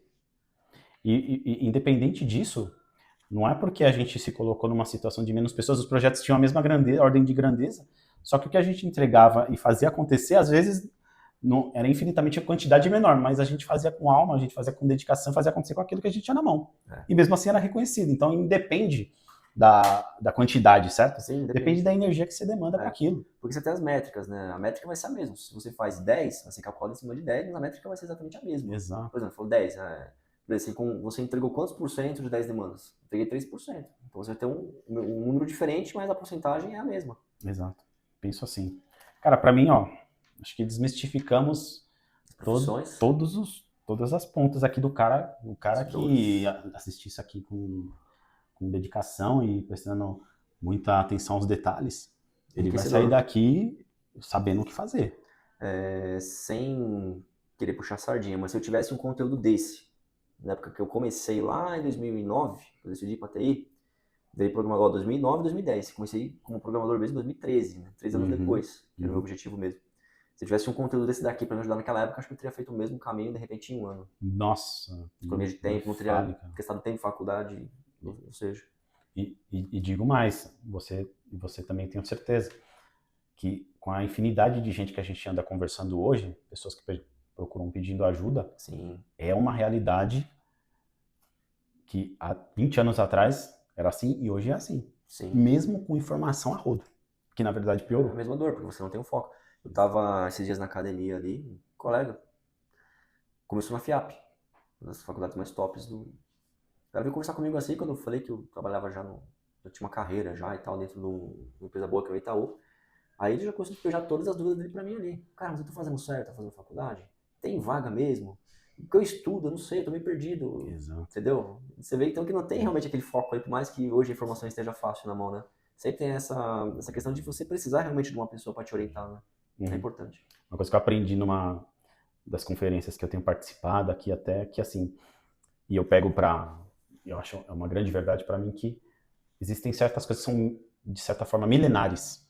Sim. Assim, independente da linha do tempo do mundo, isso sempre vai, essa pessoa com essa dúvida sempre vai existir. Sim. Não importa a quantidade de informações que vai ter aquele tempo, o problema sempre é a pessoa estar em dúvida de onde ela seguir, qual a melhor recomendação, ela procurar ajuda especializada de quem já viveu aquilo, de quem já tem aquela resposta e de quem já tenha resultados para ela seguir. Isso nunca vai mudar. Então, eu chamo de milenar. Com certeza. Né? Então, assim, hoje a gente tem IA, que há 4 anos atrás não tinha tanta IA, mas tinha Google. Mas antes do Google, a gente tinha livro. Só livro.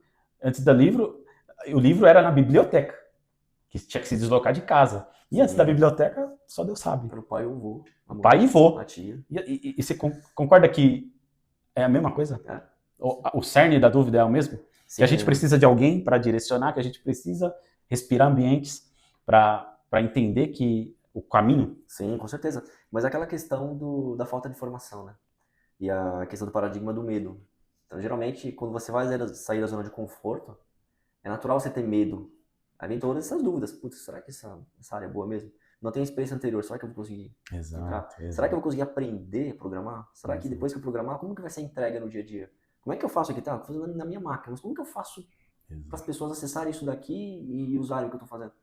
Todas essas dúvidas continuam. E segurança sempre vai existir. Sempre vai existir, né? Sempre vai existir, e daqui 15 anos, essa mesma insegurança vai existir com muito mais informação na mão. Sim. Né? Isso aí. Que isso, eu só agradeço, Bolivão, pelo seu tempo. Eu que agradeço, Cleiton. E pela oportunidade de ter aberto para mim essa ideia genial que você teve da gente gravar junto. Bom, eu que agradeço. Cara, parceria sempre. Obrigado, e eu acho que tem tudo pra gente fazer muito mais disso aqui. Com certeza. Vamos fechar falando uma frase pro povo aí de encorajamento, então, o que você falaria aí? Encorajamento? Não tenha medo, né, de fazer a mudança, seja lá o que você estiver pensando em fazer, coloca o foco com amor e fé que dá certo, né? Se você colocar na sua cabeça que o que você está fazendo hoje já deu certo, quem vai dizer ao contrário, né? Então a sua mente cria a sua realidade, acredita muito nisso, que isso é mais real do que você pensa. Eu diria assim, cola com quem já fez, cola com quem já tem resultado, não abre mão dos seus princípios, não abre mão dos seus valores, estude todo santo dia, leia livros e não desiste nem por ninguém que fale, por mais que alguém fale para você desistir, fale que é difícil, fale que não vai atingir. Nós somos prova viva nas nossas histórias de vida que deu certo. Só tem uma notícia triste. Você começou do zero, que eu sei, eu comecei do zero. Eu fui um cara que passou muitos anos tomando enchente nas pernas, em casas extremamente pobres, e hoje nós estamos aqui.